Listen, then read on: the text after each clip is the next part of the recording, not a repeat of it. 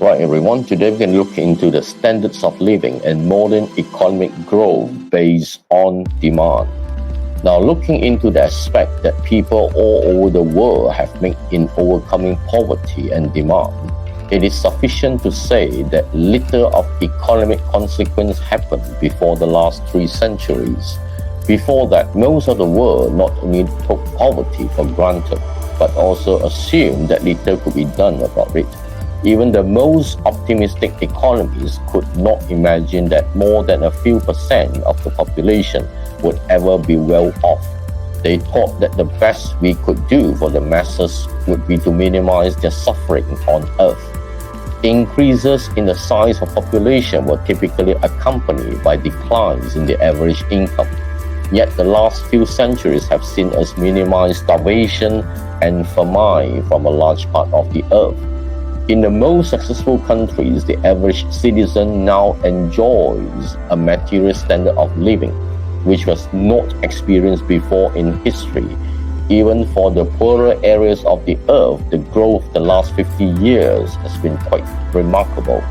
Indeed, the economic growth of China, South Korea, and Taiwan has been so rapid since the 1960s that their people have seen material improvements in 30 or 40 years that took the British, French, and Germans a century or more to achieve.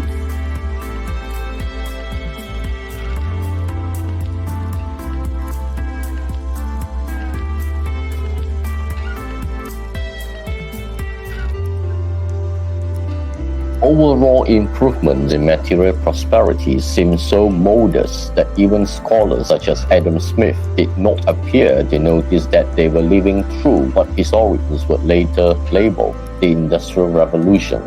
Eventually, the changes were so dramatic that everyone could see that the daily lives of even the common people of Britain, France, Germany, and the United States had been greatly transformed.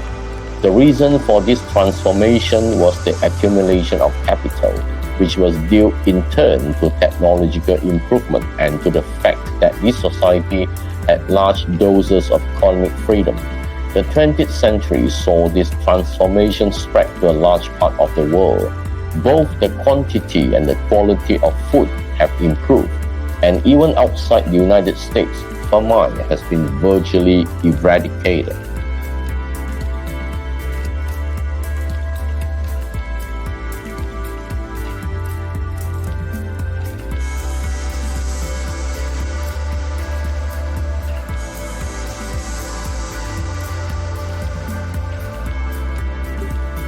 Next, which economic factors most affect the demand for consumer goods?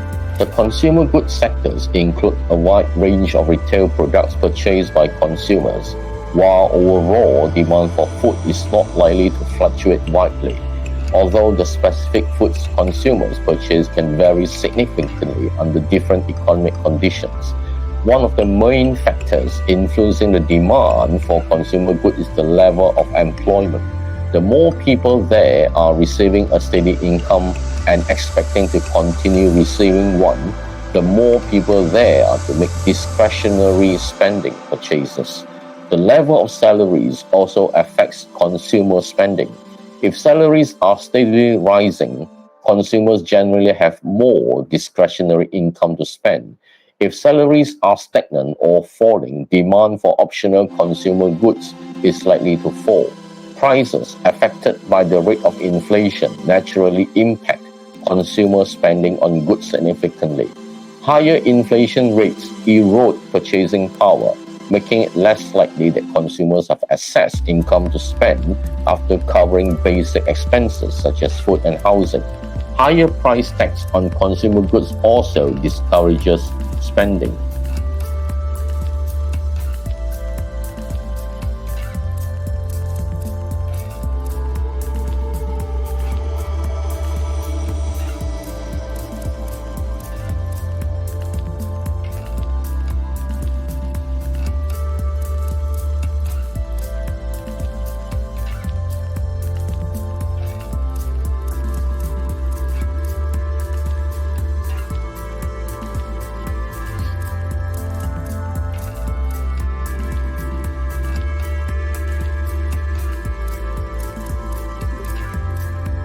Interest rates can also impact the level of spending on consumer goods substantially. Many higher-end consumer goods such as automobiles or jewelry are often purchased by consumers on credit. Higher interest rates make such purchases substantially may be more expensive and therefore deter these expenditures. Higher interest rates generally mean tighter credit as well, making it more difficult for consumers to obtain the necessary financing for major purchases such as new cars. Consumers often postpone purchasing luxury items until more favorable credit terms are available. Consumer confidence is also another important factor affecting the demand for consumer goods. Regardless of their current financial situation, consumers are more likely to purchase greater amounts of consumer goods when they feel confident about both the overall condition of the economy and about their personal financial future. High levels of consumer confidence can especially affect consumers' inclination to make major purchases and to use credit to make purchases. Overall, demand for consumer goods increases when the economy producing the good is growing. An economy showing good overall growth and continued prospect for steady growth is usually accompanied by corresponding growth in the demand for goods and services.